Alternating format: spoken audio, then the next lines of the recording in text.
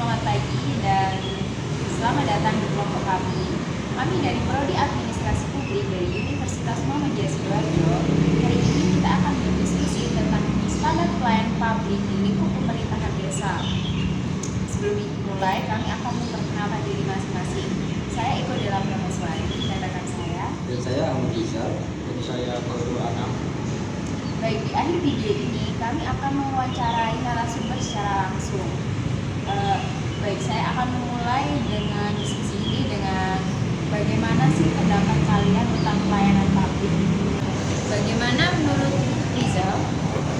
Menurut saya pelayanan publik itu adalah kegiatan yang harus dilaksanakan seiring dengan harapan dan tuntutan seluruh warga negara dan penduduk Indonesia tentang peningkatan pelayanan publik yang akhir-akhir ini semakin menjadi perhatian umum. Dan terus kemungkinan itu tuntutan aspirasi masyarakat terhadap penyelenggaraan pelayanan publik yang berkualitas harus menjadi perhatian pemerintah. Mungkin itu menurut saya, tapi gimana menurut Mas Anam? Kalau menurut saya ya, pelayanan publik segala bentuk kegiatan pelayanan umum yang dilaksanakan oleh instansi pemerintahan di pusat dan di daerah maupun lingkungan BUMN ataupun BUMD dalam bentuk barang ataupun jasa dalam pemenuhan kebutuhan masyarakat. Dengan cara itu tentu akan memerlukan kepekaan dan hubungan interpersonal, tercipta kepuasan dan keberhasilan. Bagaimana menurutnya? Kalau menurut saya sendiri, pelayanan publik itu melayani sih, artinya melayani semua warga negara atau masyarakat dalam pelayanan barang atau jasa dan pelayanan administratif. Bagaimana sih penyikapan kalian tentang pelayanan publik di masa pandemi saat ini? Pelayanan di masa sekarang bisa dikatakan masih belum sesuai dengan harapan masyarakat. Terlepas dari berbagai teori, pendekatan dan perspektif paradigma berkaitan dengan pelayanan publik yang senantiasa berubah untuk menyesuaikan diri dengan dinamika perkembangan kebutuhan masyarakat. Pergeseran tersebut untuk menciptakan suatu kerangka pelaksanaan pelayanan publik yang lebih efektif, efisien, responsif, dan berorientasi pada kepentingan masyarakat pada umumnya. Mungkin Tapi menurut saya ya, dalam pelayanan publik saat ini mungkin juga untuk memberikan kemudahan bagi masyarakat dalam mengakses setiap layanan dan perlindungan. Di masa pandemi COVID-19 ini membuat pelayanan menjadi terganggu. Di satu sisi masyarakat memiliki hak untuk terus mendapatkan layanan, dan di sisi lain aktivitas perkantoran dapat menambah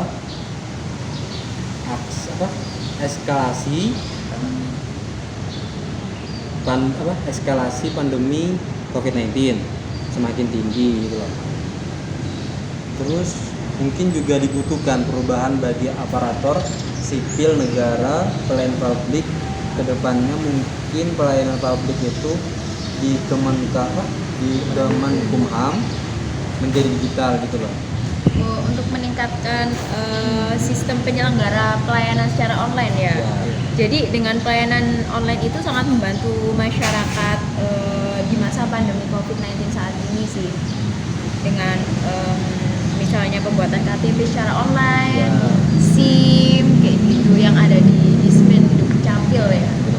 Itu contohnya sih agar dapat membantu masyarakat di masa pandemi ini.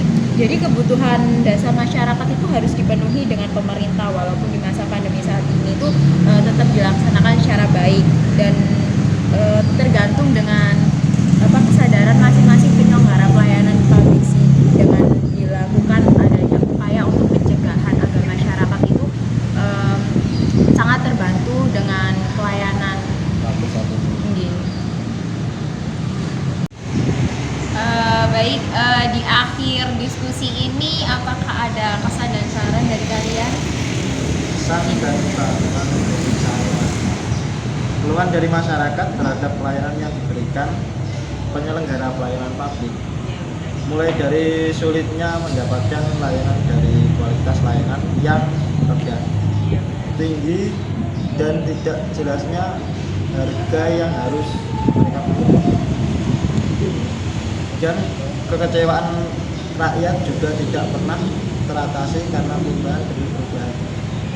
Dari pemerintah juga tidak memberi perhatian yang serius terhadap perubahan dalam pelayanan, dan para pejabat pun apa yang mereka lakukan selama ini satu lebih dari cukup, dan kinerja pemerintah tidak sesuai dengan laporan dan pelaksanaan itu sendiri di lapangan.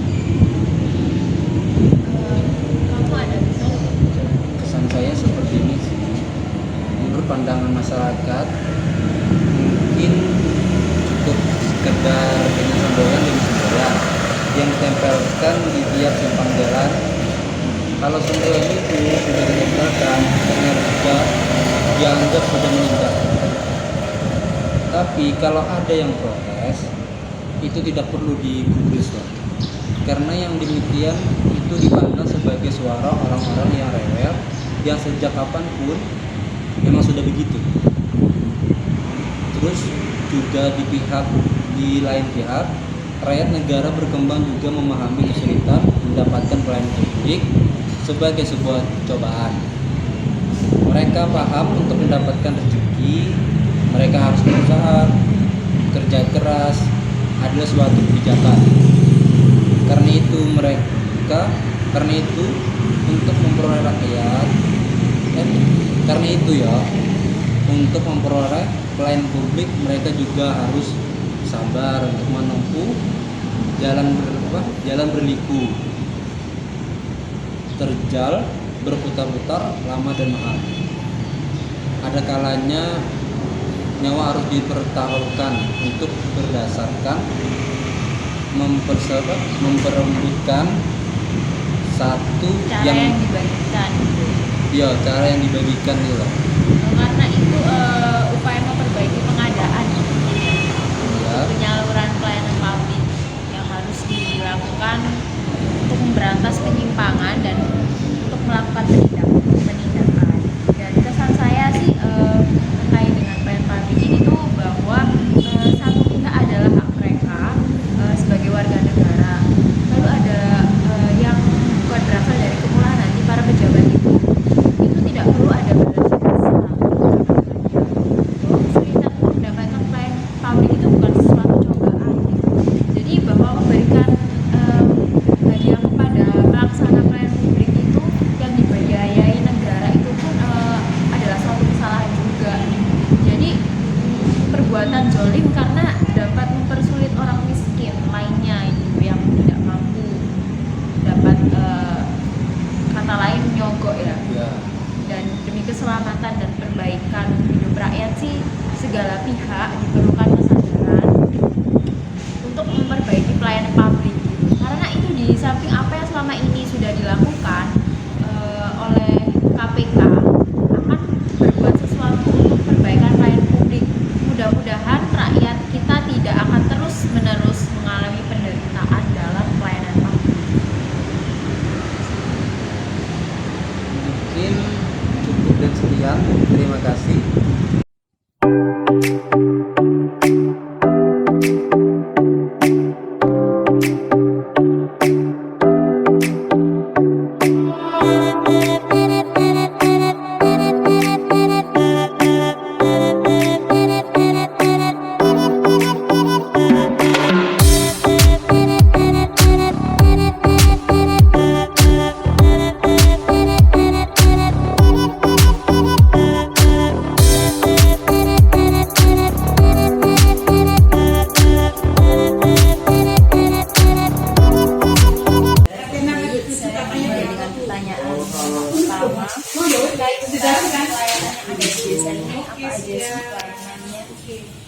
Pelayanan kependudukan,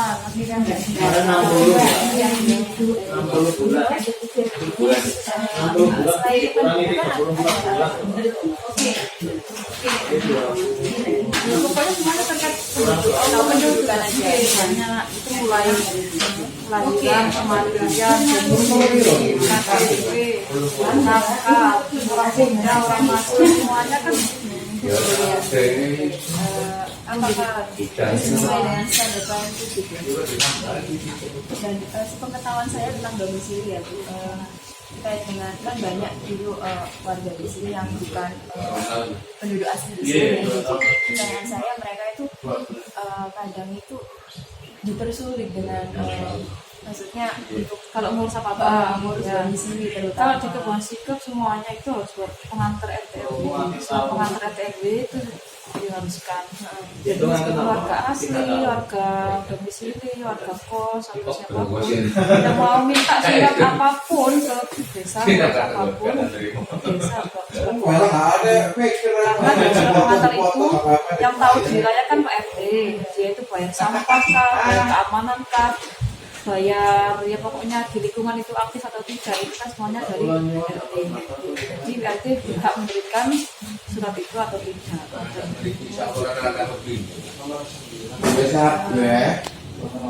Yang ketiga tentang APBN. APBN itu apa? Langkah-langkah yang ditempuh pemerintah desa ini Kebon Sikep ini dalam penyelenggaraan APBN itu melalui pembangunan APBN itu yang dimaksud dengan desa ya? Iya. Kalau kita setiap tahun itu kan ada rencana kerja pemerintah desa RKP itu setiap tahun. Itu penjabaran dari RPJMD. Rencana ya Pak rencana pemerintah rencana pemerintahan jangka menengah desa itu selama 6 tahun terus dijabarkan dengan RKP yang setiap setahun. Nah kita melakukan pembangunan infrastruktur itu ya dari mana? Ya dari usulan dari masyarakat setiap dusun. Nah, nanti kan ada RT sama RW itu di dusun mana? Di sini kan ada 3 dusun. Dusun Dongkop, Sikep sama Cangkang. Nah, kalau misalnya usulan masyarakat itu apa itu bisa disampaikan dan disusun menjadi RPJMD. Pelaksanaannya dari RPJMD itu RKP setiap tahun diambil dari usulan masyarakat yang pada saat Pak Lurah menjabat pertama kali dilaksanakanlah itu setiap tahun, kecuali jika ada keadaan mendesak misalnya ternyata ada banjir yang harus diselesaikan, yang itu tidak ada di RKP atau di RPJMD. Jadi dana desa itu semuanya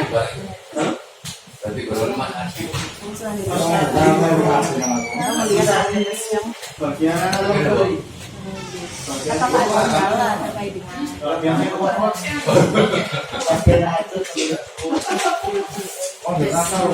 pelaksanaannya?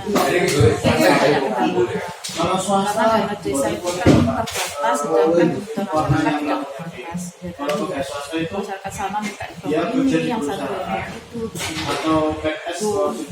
Sedangkan desa itu seharusnya kan sudah mandiri. Dana desa itu tidak hanya untuk pembangunan infrastruktur, tapi juga pemandirian desa. Melalui apa? Nah, BUMDes kita kan dibentuk lagi tahun ini. Sejak Pak Lurah BUMDes baru dimunculkan lagi, baru diperkuat lagi. Nah, akhirnya ya kendalanya ketepatan anggaran itu bukan karena apa ya, karena memang anggarannya terbatas. Misalnya di sana mau bangun saluran, yang di sini minta PJU, yang di sana minta ketinggian jalan. Nah, kalau tidak fokus satu anggaran nanti pecah-pecah jadinya tidak maksimal semua. pertanyaan terakhir ya, solusi terbaik apa sih untuk meningkatkan pelayanan publik di masa pandemi ini kan pasti yang berbeda gitu. Kalau kabupaten selama pandemi kemarin dimulai dengan pelayanan publiknya semuanya pakai aplikasi ya, online, jadi mengurangi berinteraksi dengan orang. Terus dengan pengurangan jam kerja, terus individunya dikurangi 50% 50% gitu kan. Tapi karena kita pelayan masyarakat, kita nggak bisa hanya menjagakan yang masuk 50%, tapi artinya WFH maksudnya nggak bisa. Karena masyarakat maunya ya dia datang ke sini ngurus surat ya ada orang, kita harus standby. Melayani. Ya, nah waktu kemarin pandemi ada beberapa desa yang sakit lah istilahnya waktu COVID itu. Bagaimana caranya kita menjaga kesehatan perempuan. Mungkin pulangnya lebih cepat dari biasanya. Ya semuanya harus maklum karena kita nggak bisa memforsir tenaga. Karena kan kita kalau ada orang meninggal ya tetap pamong yang gitu. Kalau ada orang luka tetap pamong. Ada tetap.